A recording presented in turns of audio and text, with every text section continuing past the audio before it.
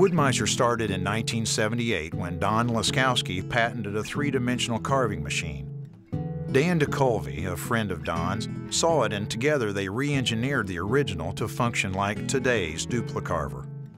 An article in Popular Mechanics magazine, prompted by a phone call from Don's wife, started orders rolling in and gave the two new partners the break they needed.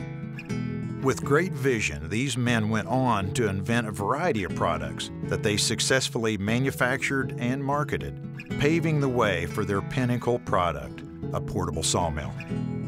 That was in the early 80s, back when portable band sawmills simply did not exist, and it didn't take long for the portable mills to really take off.